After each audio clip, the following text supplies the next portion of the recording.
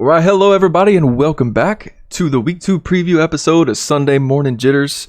It's going to be a little bit different episode for you today. We're trying out some new stuff. We're going to work in a Thursday night football review as well as everything else that we got lined up because we got the news, we got the pick'em, your fantasy football must starts. We got a little bit of everything going on, just like every other preview segment that we've done so far, which is one. So a little bit different show today as well because we don't have BJ, we don't have Jacob, we don't have Derek.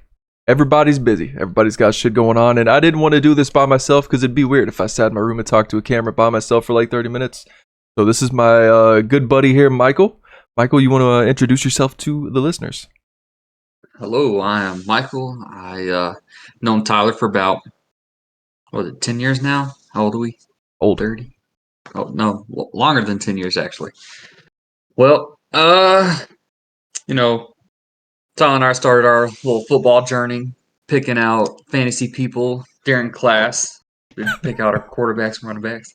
I don't know if we ever won or lost, but it was pretty fun to do. It was fun either way. Yep, so we're gonna see how this goes. We needed another guest host, and I figured I'd ask Mike. He said he was free, so I said, let's go. Let's run it. So, without any further ado, Michael's going to host his first segment on the Sunday Morning Jitters podcast, and he's going to give us a little news update. Alrighty, I'm not your normal 5'8" scrawny dude. Damn. But,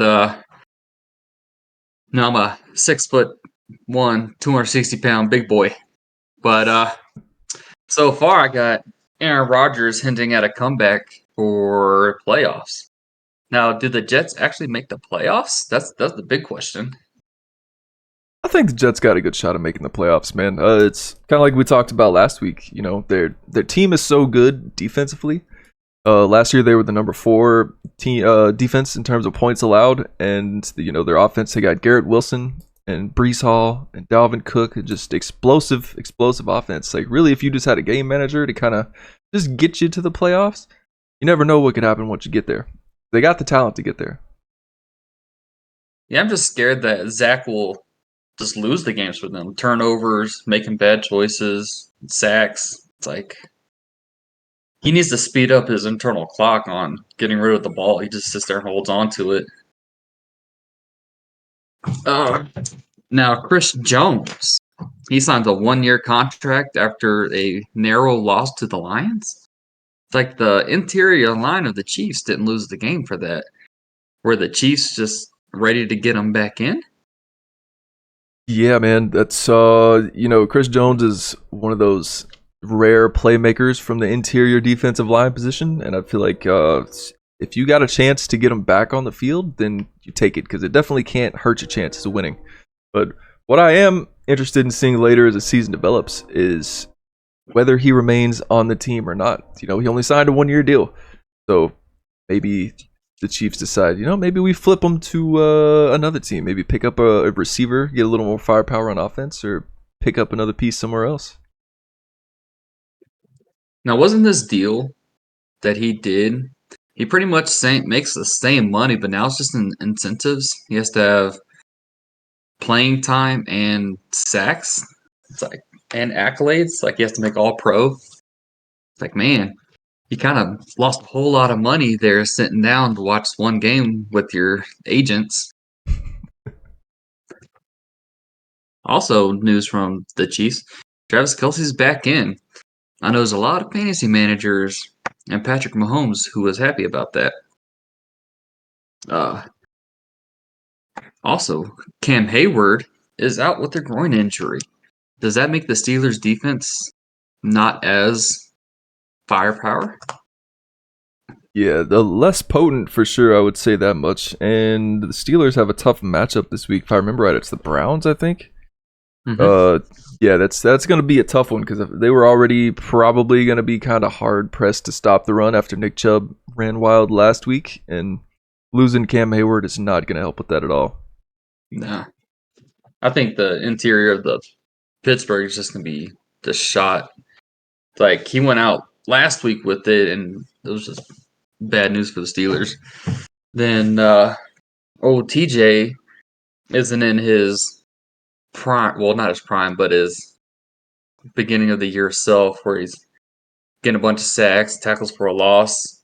You think there could be an injury there? I mean, I didn't he. I feel like I didn't watch. I watched the Steelers. I don't think I watched much of the Steelers last week, but I feel like when I did watch, TJ was getting pressure, getting close to Right. the ball. I don't know exactly what he did, so I don't have full evaluation on that. But I don't know. Hope not. Right.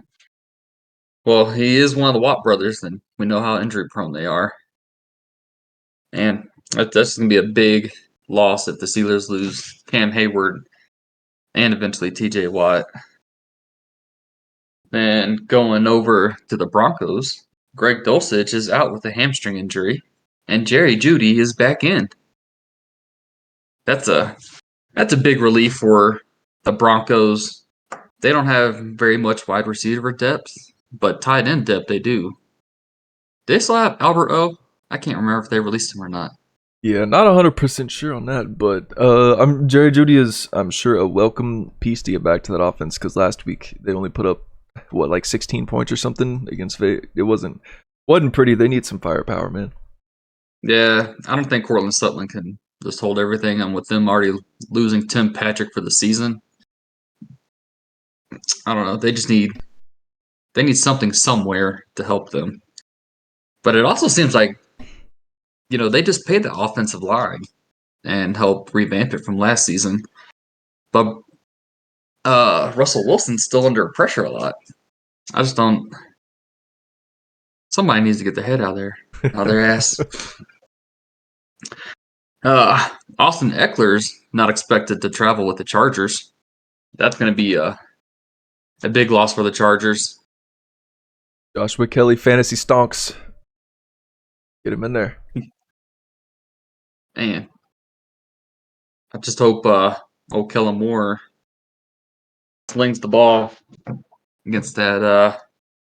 Who they play? The Tennessee Titans. Titans. Yeah. They got a good run D now.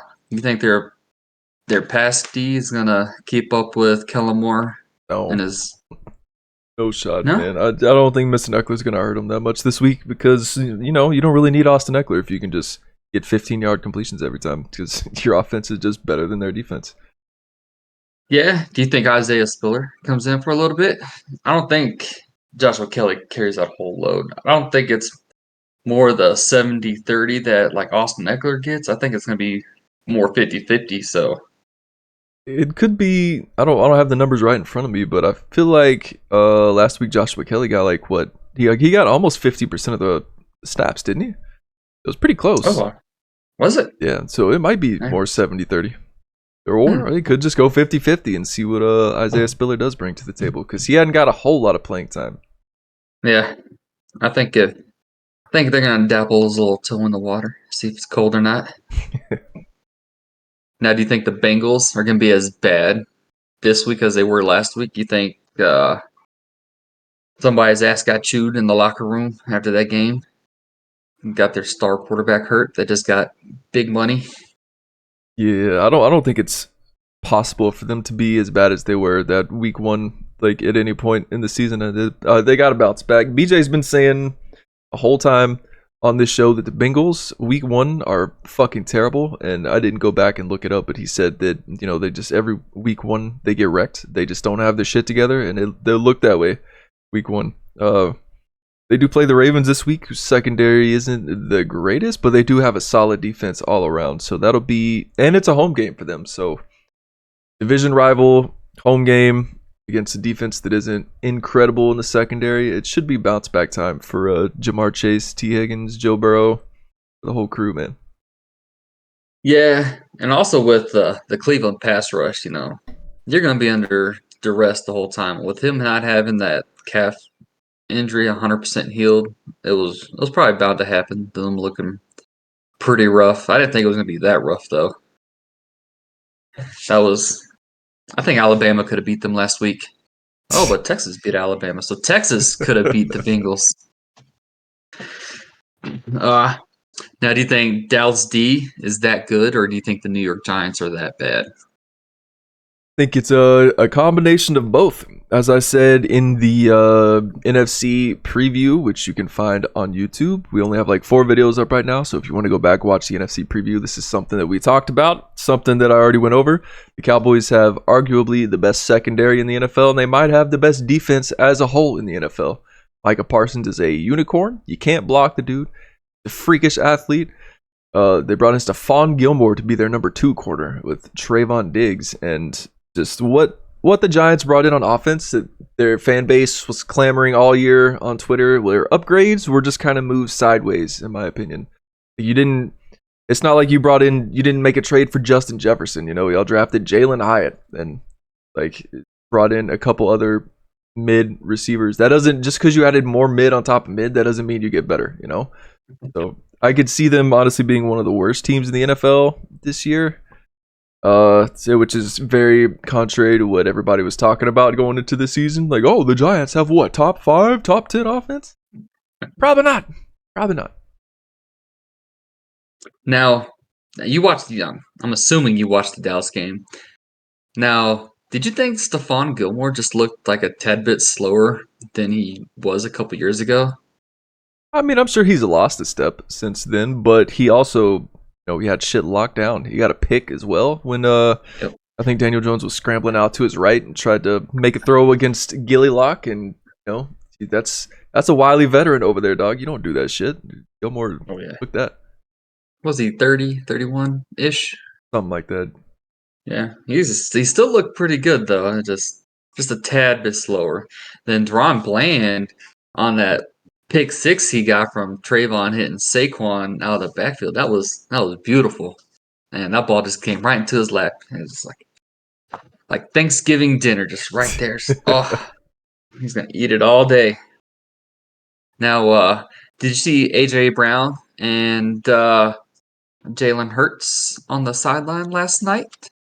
Yeah, I did see them on the sideline over there with I think Nick Sirianni even came over there and talked to him for a little bit. Yep. And Nick didn't even. He said he didn't see it happen in his press conference after the game. So, man, that's interesting. Maybe I thought it was Nick Sirianni. Maybe it was somebody else. I don't know.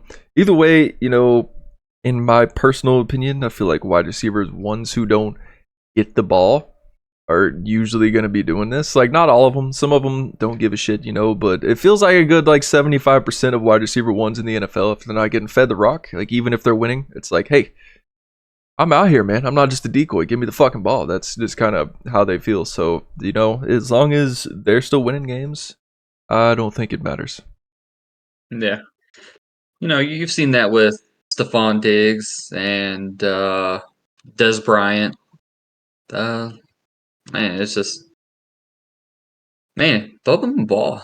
If they don't catch it, they're at least going to get a pass interference, and you're going to move the ball down the field 40 yards and have a new set of downs. Just let's see if when they get into big time game decisions, if he gets fed the ball or not. If not, I don't see him re-signing with the Eagles after his contract's up, or he's going to become too big of a locker room distraction like Terrell Owens, and then they're going to send you off for somebody else. Maybe. That's just my speculation. Okay, that's all I got for the news. Hey, good job, Michael. Good job. Not too bad for a rookie podcaster getting his first ever segment right out the gates. Good job, man. Good job. Hey, it only took me 20 minutes of research. BJ does it all week, so he's better at it than I am. Hey, the practice makes perfect.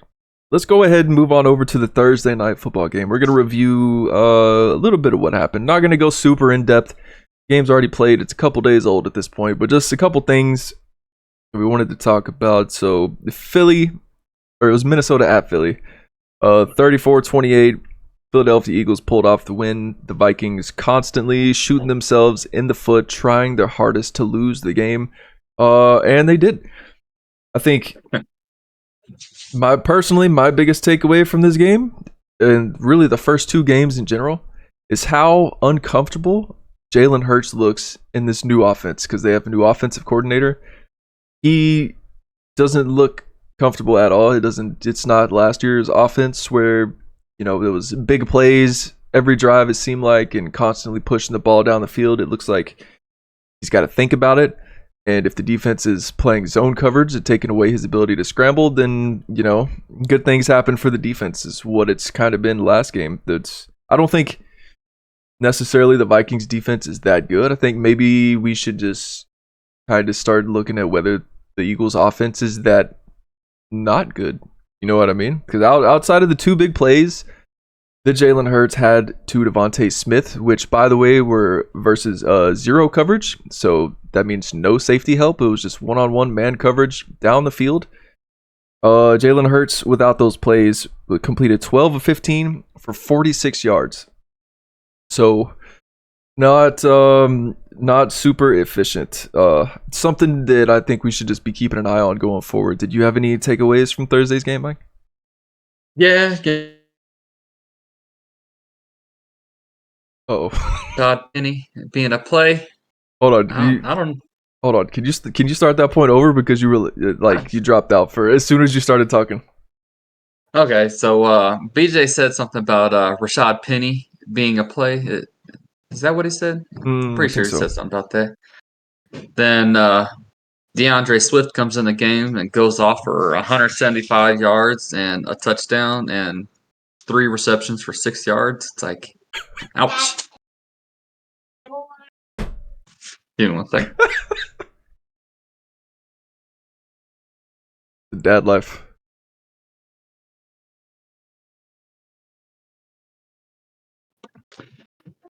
Then, Devontae, 4 of 5 for 131 and a touchdown. You said something about how bringing in a new offensive coordinator can kind of shake up the offense. Even though Dallas didn't need the offense, their offense didn't look like they were last year. Like their offense kind of, it was a little rough. Then seeing the New England Patriots bring in an offensive coordinator, because I'm pretty sure they had a defensive coordinator last year running their offensive play calling. And then the New England Patriots looked pretty good Sunday. So it's like, I wonder if just having the right play calling affects everything. Which, I don't know. Well, we'll see going forward if Jalen can grasp the concept. Sometimes it can be hard, but change is never easy. Yeah, that is true. Just everything changes throughout the course of a football season. Maybe the offensive coordinator sits down a couple of weeks from now if they're still not performing their best, and he just says, "Hey, all right, this shit ain't working. Let's completely redo what we do." Because as of right now, after 2 weeks, it really looks like if you force Jalen Hurts to throw from the pocket, he's going to panic. He doesn't look comfortable in the pocket, so he's going to panic, try to get out, realize that he can't run, and then just make a throw. And if he does decide to throw from the pocket, it's not pushing the ball down the field. It's not trying to get the chunk plays, trying to move the sticks. It's like, oh shit, get this out of my hands. Like, no, I just got to get rid of it. Can't take a sack. Yeah, that kind of looks like Lamar when they went to the playoffs versus Tennessee. They kept spying him or containing him, and they had a lot of success against them. It's like, man, if you take out a mobile quarterback's legs, you got to force them to use that arm. And it's like, which one are you more comfortable with, your legs or your arm? It's like, dang. Yep. You're taking away a whole dimension from a player's toolkit, and it makes it rough, man. It makes it hard. That has been the Thursday night review. Eagles fans probably not going to like it. BJ might stab me whenever he comes back, but it's points that needed to be made. So with that being said, we're going to go ahead and move on, man. Let's go to the Pick'em segment. So this is our weekly Pick'em segment. As you can see up here in the corner, we keep track of the score as the games go along. We're going to update it every week, and at the end of the season, we're going to see who has the best record. Now, as of this moment, BJ and Derek aren't here, obviously, but we are keeping up with their records. I got them. They're in the computer. They're here. They've already sent in their picks, even though they're not going to be on the show. We're going to keep track of that. So probably won't go through their picks just because it'd be kind of hard to do on the podcast. Just go through everybody's picks that aren't here. But they are in. We are going to count them, and it will whenever they come back. We'll just keep that score going. So, Mike, let's start it off, man. The noon games. Very first game we got on the schedule here is Green Bay at Atlanta, and Atlanta comes in as 2.5-point favorites. Ooh, man, that's kind of sad. I don't know if Christian Watson's back yet. I don't know if they've actually declared him out or not. But Romeo Doubs did do a pretty good job last week. I'm taking the Packers 27-14. Oh, damn, you came up with the score and everything. He's going fancy, boy. Oh, my bad. That's what I thought we were doing. No, hell no. That's too much. But, I mean, hey, if you got the scores, let's go with it, man. Personally, I got the Falcons. The Packers are dealing with a lot of injuries. Thursday's injury report had David Bakhtiari as a did not practice, Romeo Doubs as a did not practice, Aaron Jones as a did not practice, Christian Watson as a did not practice. So their two biggest playmaking threats on offense and their best offensive linemen all did not practice. And I'm pretty sure I saw that Aaron Jones and Christian Watson are both trending towards not playing on Sunday. So if that's the case, it's an away game. Even though they went to Chicago last week and probably beat a similar offense, I think the Falcons have a more talented offense than the Bears, and they end up taking this one. Moving on to the next game, we got Vegas at Buffalo, where Buffalo is 8-point favorites. Mike, who you got? I got Buffalo 24-10. Yeah, I don't think they have the same problems they did last week. I think they try to get more people involved. Jimmy G I think he's a low tier quarterback. It's just, he's not in the right system. I get it. You have Devontae Adams, but you ain't got to throw it to him 40 times a game. I guess you could try, but I think Trey White on Devontae is going to be a really good matchup to watch. So we're going to go Bills. Bills Mafia. Yes, sir. That is my pick as well. I think Buffalo is just a better team all around, like more talented top to bottom. I also do not trust or like Jimmy G. I just feel like he's a very average quarterback. Buffalo's defense is crazy good. Stephon Diggs is 29 years old, but he's still elite, as you saw from last week. And as long as Josh Allen doesn't turn the ball over 7 times, then the Bills should coast to a victory in this one, in my opinion. Let's move on. Noon game. Baltimore at Cincinnati. Cincinnati comes in as the 3-point favorites. Mike, who you got? Whoa. I actually have the Ravens on the upset 24-14. I just think with how bad the offensive line last week, I think Jadeveon Clowney should have a prime-looking Jadeveon game. So hopefully he can just tear up the Bengals, and we'll see if Joe Burrow gets benched or not again, see if that calf is bothering him or not. All right, that's a good point there.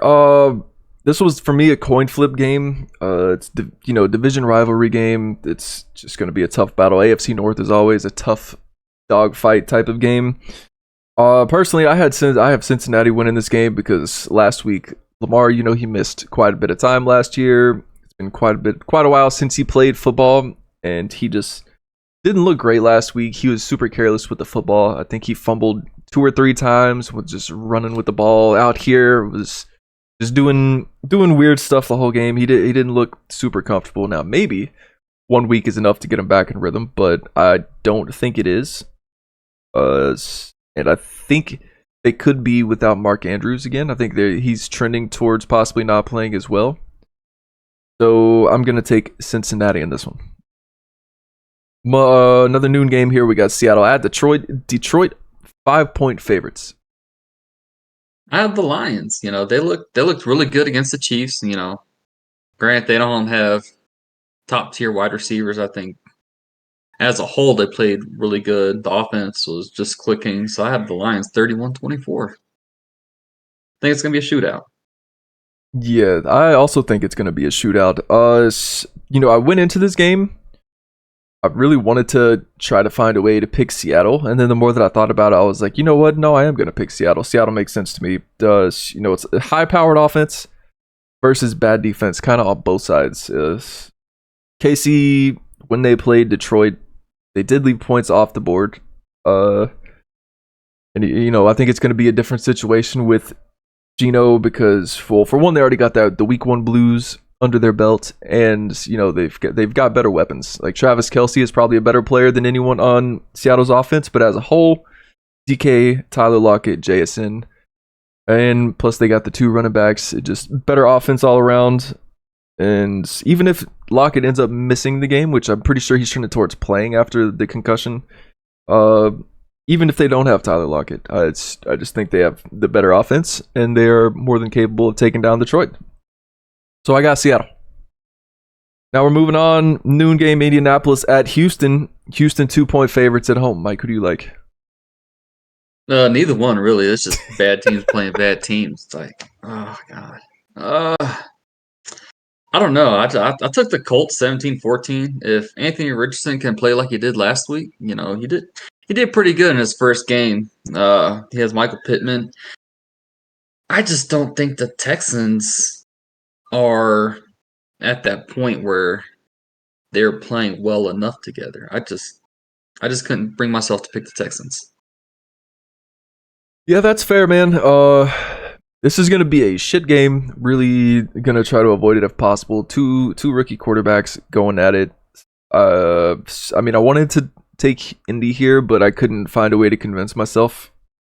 Last week, Houston did play the Ravens, and they held Lamar to 38 rushing yards for those who were counting on Anthony Richardson using his legs to beat the Texans. I mean, it was a pretty healthy average. I think he averaged like 6-something yards a carry, but still.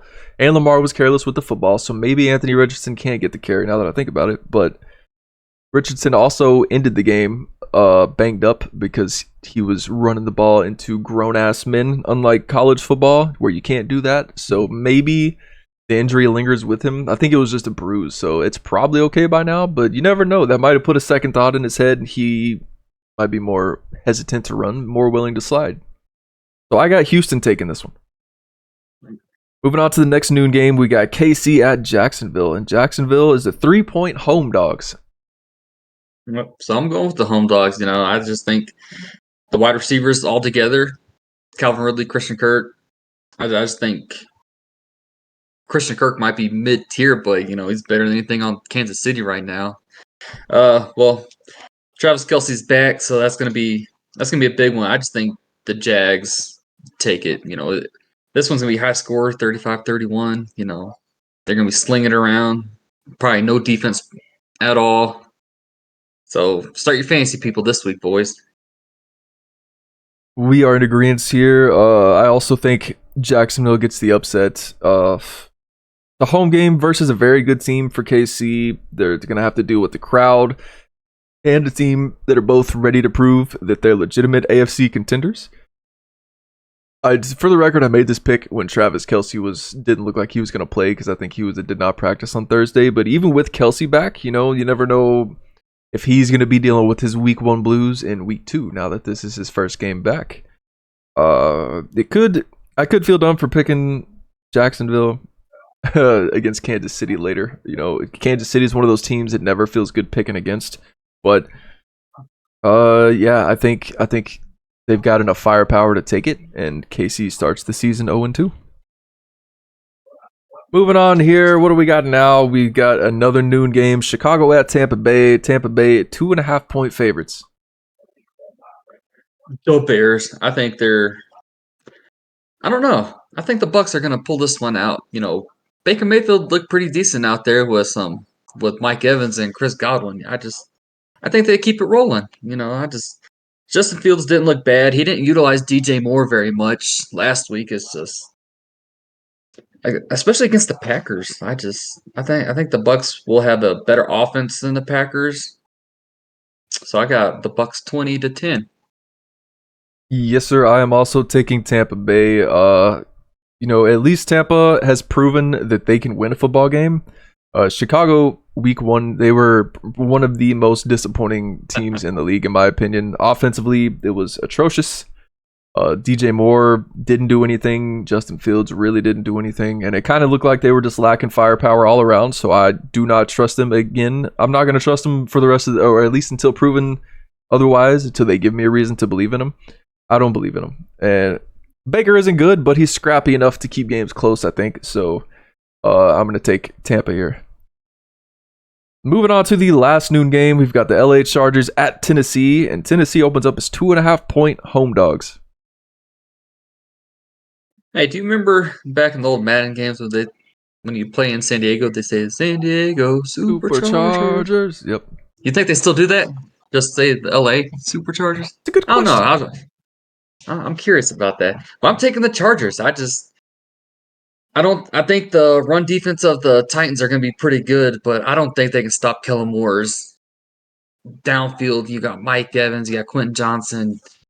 I just don't understand how there's not going to be more shots taken. I think it's going to be a lot of passing yards until they're up a bunch, and then they're going to try to do some screens just to keep the clock rolling. I got Chargers 27-10.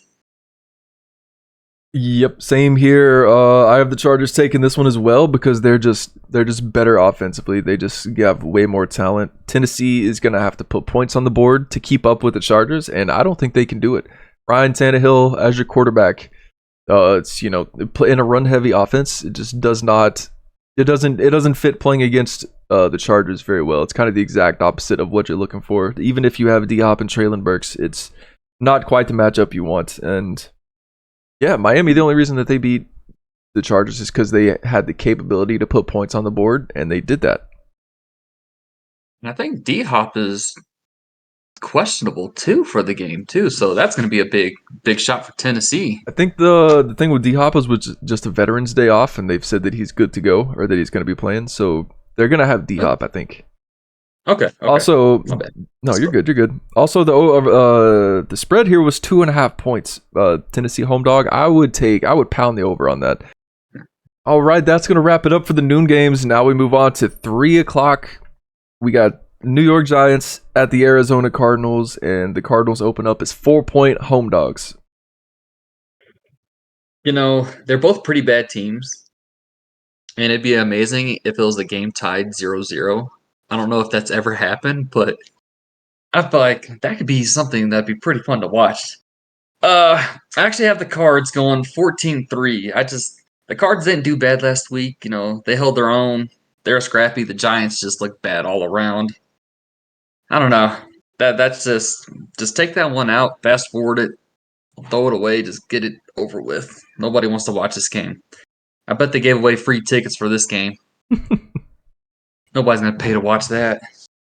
Yeah, I also have the Arizona Cardinals getting an upset here. They were feisty last week, man. They played who I think is a better team in the Washington Commanders, and now it could just be week 1 shenanigans. You never know. It could be, but they put up a good fight even though they didn't get the win. They managed to sack Sam Howell 6 times, and New York allowed 7 sacks last week versus the Cowboys. I think the Giants were extremely overrated going into the season, and the Cardinals have a chance to prove that this week. So I got AZ with the upset. Another 3:00 game here. San Francisco at the LA Rams, and the LA Rams are 7-point home dogs. Yeah, I like the Rams. I think Brock Purdy's going to have a lot more people in his face than he did last week. I actually picked, oh no, I picked the 49ers though.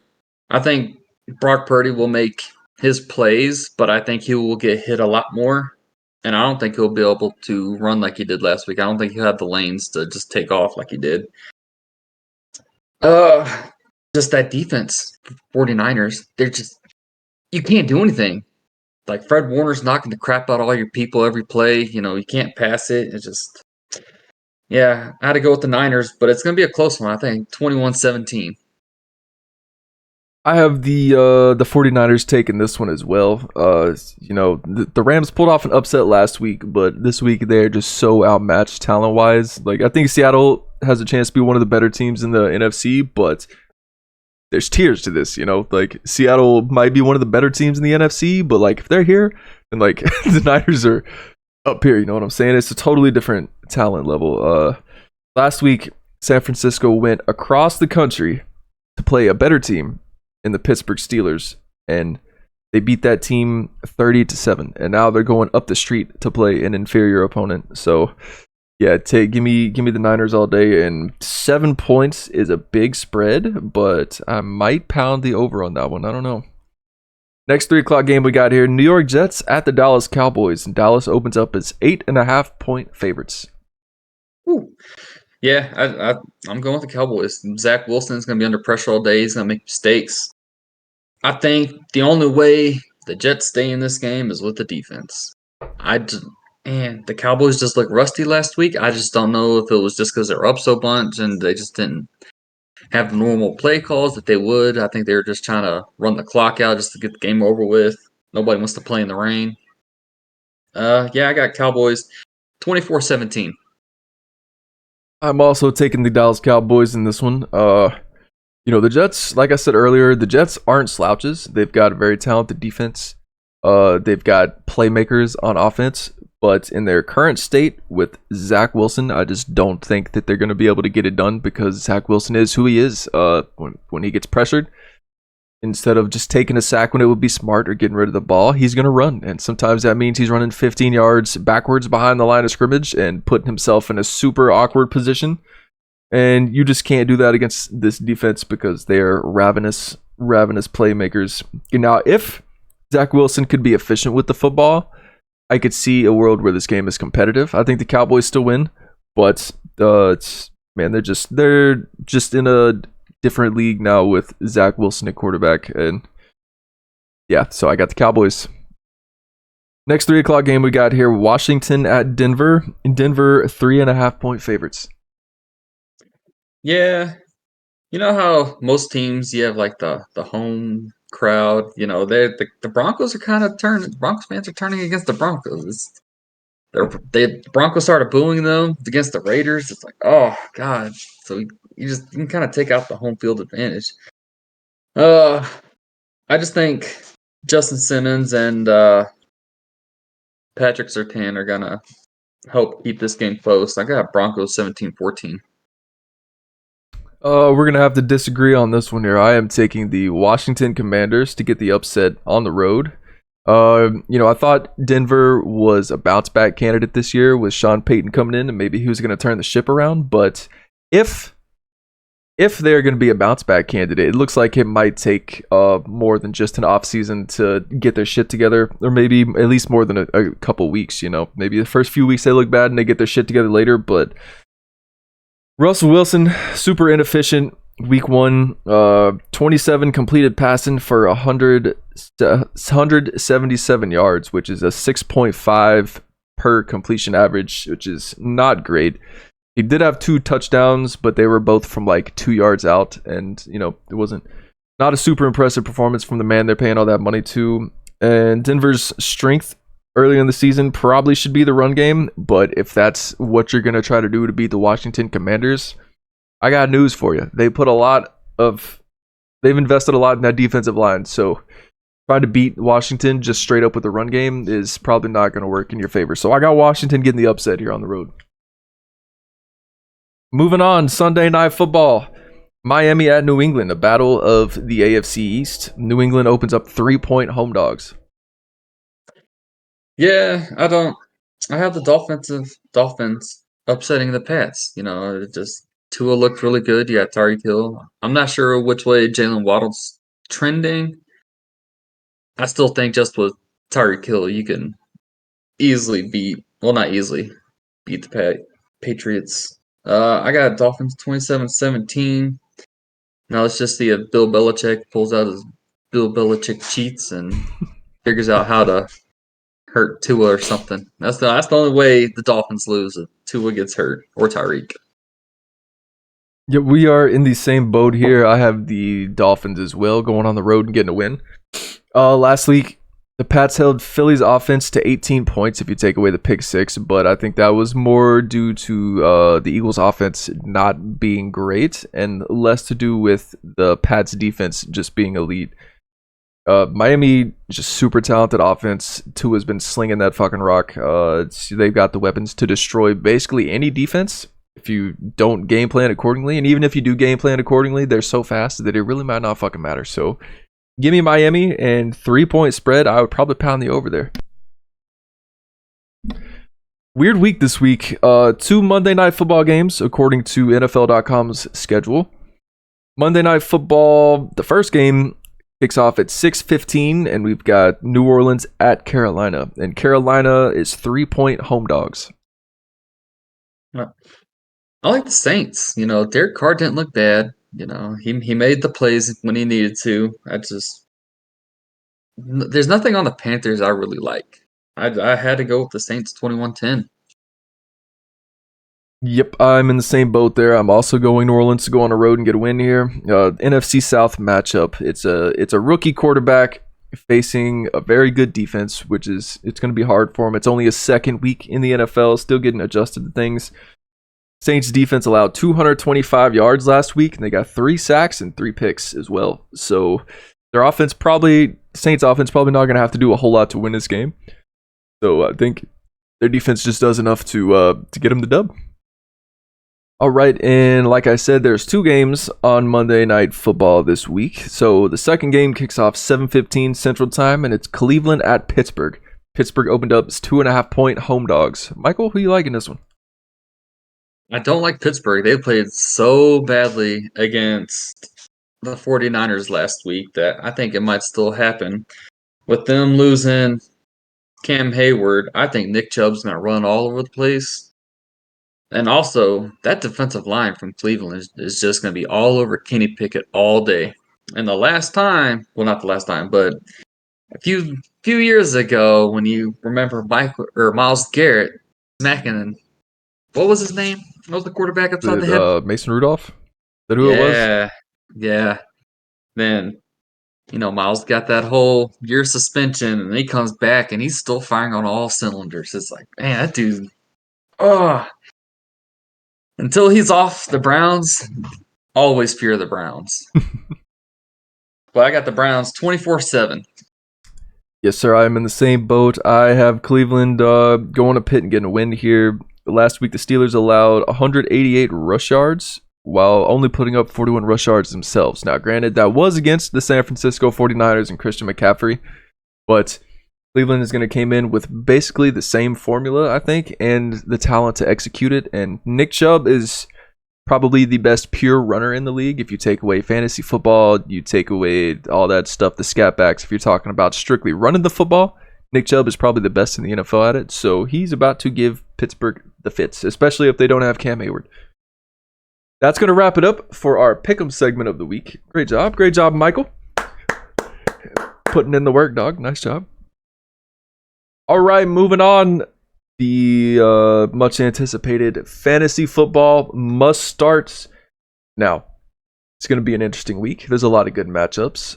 Michael just had to kind of put his list together at the last second, so I'm curious to see who he came up with. So let's go ahead and get into it, man. Let's start off with the quarterbacks. Who'd you pick? I picked Justin Herbert. He's already thrown for 5,000 yards as a rookie. He slings the ball around. He gets lots of touchdowns. I think the way they beat Tennessee is slinging the ball around, and I think they have the weapons to do it. Solid pick. I went with somebody that you could probably find on waivers if you're looking for a late season flex. Maybe you decide that you want to get your stud out. He has a bad matchup. Maybe you want to put in somebody else. I have Geno Smith. They're playing Detroit. So, they both struggle to stop the pass. Neither defense is very good. So, it's a lean-in likely towards a shootout game. Seattle allowed 334 yards passing, and Detroit allowed 226 yards passing. And that was with Kansas City leaving a lot of yards on the board with receivers dropping passes and no Travis Kelce to make up the big plays. So I think it's going to be a high-scoring game, which means there's going to be a lot of points for fantasy and continued passing until the game is over. So give me Geno Smith.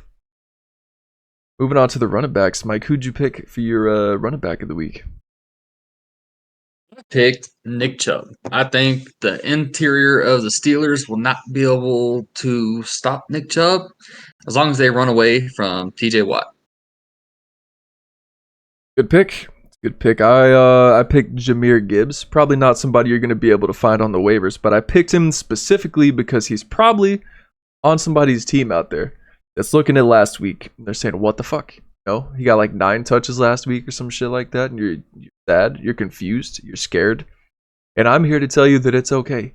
You put Jahmyr Gibbs in your lineup this week, and you fucking rock with it, because Gibbs was only on the field for 27% of snaps in week 1, and he put up 8 fantasy points in PPR leagues. He went 7 carries for 42 yards, and he also had 2 receptions on 2 targets for 18 yards. Monty was on the field for 79% of the snaps, and he put up 13.4 points. Monty had no involvement in the passing game whatsoever, wasn't even targeted. And Jahmyr Gibbs was far more efficient than Monty. Dan Campbell said this week that Gibbs would have his workload increased after being eased into the season. So his work is supposed to go up starting this week. How much it's going to go up, I don't know. But I do know that it's going to be a shootout, that he's going to be more involved, and that he's the more efficient player out of the two. So give me Jahmyr Gibbs all day. Moving on to your wide receiver, Mike. Who did you pick? I went Calvin Ridley. Trevor Lawrence fed him the ball last week, and he just kept going with it like he was never even suspended. Kansas City doesn't have the corners. If Chris Jones gets after Trevor Lawrence, it's going to be the big way to stop Calvin Ridley this week. So Christian Kirk got 1 target or 1 reception on like 3 targets. Calvin Ridley just ate every target and just went with it. Never a bad time to put Calvin Ridley in your lineup. This week I went with Chris Godwin as my wide receiver that you must start. The Bears defense allowed 237 passing yards last week on 15 completions, which is a 15.8 yards per completion average, which is outstanding. And that was against the Packers, who didn't have Christian Watson. So the Bucs have a very good wide receiver duo that's going to challenge the Bears vertically, and they're going to get open underneath, which is something that the Packers didn't really have a lot of last week, I don't think.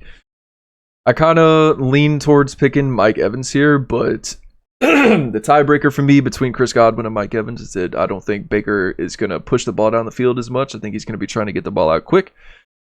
The Bucs also have an atrocious running game, which means that they're going to have to pass the ball to make up those yards and move the chains. So give me Chris Godwin in for my start of the week of wide receiver.